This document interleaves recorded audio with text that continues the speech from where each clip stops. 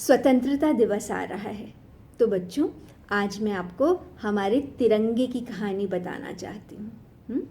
उसके सफ़र, उसके इतिहास और उसके महत्व की कहानी।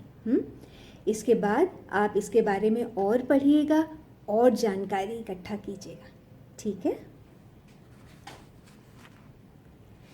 खुली हवाओं में लहराकर गर्व के भाव जगाता है, हर राष्ट्र के लिए उसका झंडा उसका मान बन जाता है।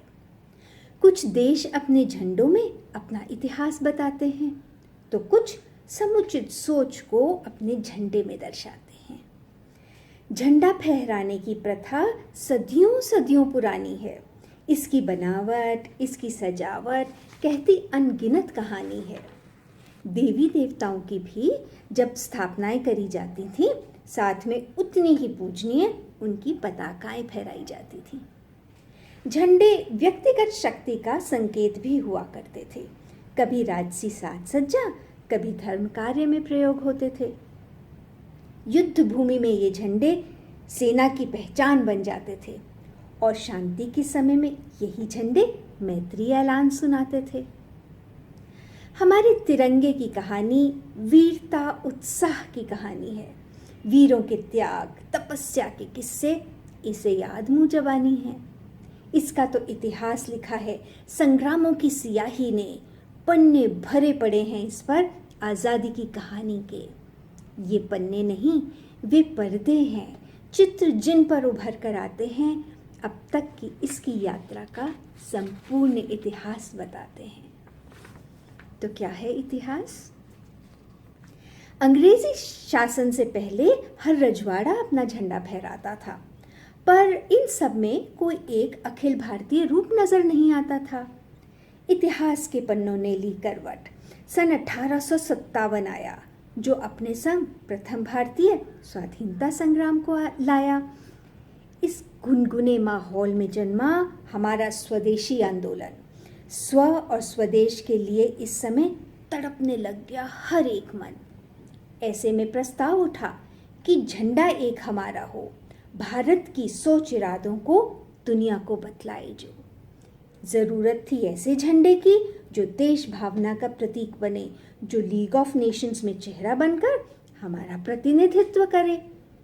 ये समय था जब स्वतंत्रता संघर्ष रच रहा था कहानियाँ, स्वराज्य आंदोलन के लिए जाने दे रही थी कुर्बानियाँ। 7 अगस्त 1906 यादगार दिवस बनकर आया। कलकत्ता स्थित पारसी बागान में एक ऐतिहासिक सुअवसर लाया। यहीं भारत देश का अपना प्रथम झंडा फहराया गया। हर भारतीय दिल में पनप रहे जज्बे को सामने लाया गया। तो कैसा था ये झंडा? इसमें बनी थी 3 पट्टियाँ, हरी, पीली और लाल। हरी पट्टी में छपे हुए थे कमल के फूल 8। नीचे की लाल पट्टी में सूरज और चांद था बना हुआ। बीच की पीली पट्टी पर था वंदे मातरम लिखा हुआ। इसी झंडे का एक रूप भारत के बाहर भी नजर आया, जिसे जर्मनी के स्टुटगार्ट शहर में मैडम कामा ने फहराया। करके फेर बदल फिर इसमें कई अन्य झंडे बनाए गए, जो भारत में और उसके बाहर समय समय पर फहराए गए। सभी ब्रिटिश डोमिनियंस में अब इस चर्चा पर था जोर। भारत का राष्ट्रीय झंडा हो, मच रहा था ऐसा शोर। फिर क्या हुआ? आंध्र प्रदेश के पिंगली वेंकैया जी ने फिर कई डिज़ाइन बनाए। उन पर हुई चर्चा, हुई बातचीत, कुछ नतीजे निकल कर आए। विभिन्न देशों के ध्वजों पर वेंकैया जी ने किया फिर शोध। 2 रंगों का बने ध्वज। मन में आई ऐसी सोच। कांग्रेस का जब अगला सत्र बेजवाड़ा में ठहराया गया, 2 रंगों वाले डिज़ाइन पर मिलकर विचार विमर्श हुआ। मान रखा गया हर एक का, क्योंकि आदरणीय थे सबके भाव। झंडे के बीचों बीच हो चरखा, ऐसा आया प्रस्ताव। ऐसा क्यों? यही था वो समय जब चरखा दे रहा था राष्ट्र प्रगति का संकेत।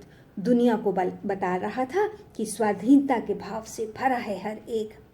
राज करे क्यों कोई हम पर, यही हमारा नारा था। हमारे संग पीड़ाएं सह रहा भारत देश हमारा था। कोई कह रहा था बहुत हुआ, अब हथियार उठाओ, तो कोई नहीं नहीं रुको, कलम को हथियार बनाओ। नारी शक्ति भी दे रही थी सैकड़ों कुर्बानियां। इतिहास के पन्नों में भरी पड़ी हैं इनकी अनगिनत कहानियां। लड़ाई थी अपने देश की राजनीति में आवाज उठाने की, अपनी शिक्षा, अपनी नौकरियों पर अपना ही हक जमाने की। लड़ाई थी अपने ही घर में मर्जी से जी पाने की, अपने खेतों की हवाओं को सांसों में भर पाने की।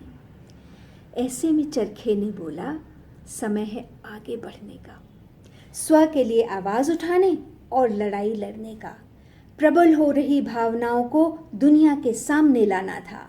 स्वाधीनता का चल पड़ा है चक्र, इस बात को बतलाना था।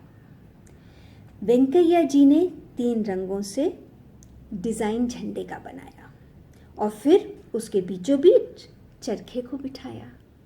केसरिया था सबसे ऊपर, हरा था सबसे नीचे, सफेद रंग था बीचों बीच, चरखा था उसके बीच में। तिरंगे का यह सुस्वरूप स्वराज झंडा कहलाया। 1923 में सर्वप्रथम ये नागपुर में फहराया।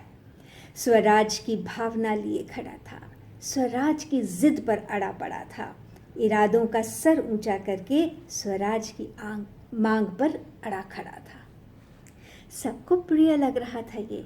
बस एक प्रश्न था इसमें, चरखा छप नहीं सकता था एक जैसा दोनों तरफों से। चरखे ने फिर सर्वसम्मति से चक्र को अपना स्थान दिया, दिल में देखकर जगह उसे दुनिया के सामने पेश किया। 22 जुलाई 1947 को संविधान सभा ने किया ऐलान। स्वराज झंडे को अपनाकर राष्ट्रीय झंडे का उसे दिया मान। आजाद सांसें लेती हवा में तब जब यह फहराया, स्वाधीन भारत का गौरवपूर्ण राष्ट्रीय झंडा कहलाया। अपने इस राष्ट्रीय ध्वज को हम सब तिरंगा कहते हैं। फहराता तो है हवा में ये, पर दिल से लगा कर रखते हैं। तिरंगा इसलिए क्योंकि इसमें पट्टियां हैं 3 रंगों की, सीख भरी हुई है जिनमें मार्गदर्शन और आदर्शों की। सबसे ऊपरी पट्टी में केसरिया रंग है खूब सुहाता, जो देश की असीम शक्ति को और साहस को दर्शाता। सबसे ऊपर आकर ये रंग देता है संदेश, हम जितना बढ़ जाएं आगे है हमसे आगे देश। बीच की सफ़ेद पट्टी सच्चाई का महत्व बताती है, ज्ञान के मार्ग पर चलकर ही जीवन में रोशनी आती है। सबसे नीचे हरे रंग की पट्टी नज़र है आती, वृद्धिपूर्ण पवित्र है धरती, ये बात हमें समझाती। चारों तरफ रहे हरियाली ऐसे दृश्य जगाती है, जुग जुग जिए हमारे खेत, इस स्वप्न को दृढ़ बनाती है। सफ़ेद पट्टी के बीचों बीच नीले चक्र का है स्थान, जो कहता धर्म और न्याय से ही करना चाहिए हर काम। धर्म के इस पहिए में 24 तीलियां नजर आती हैं।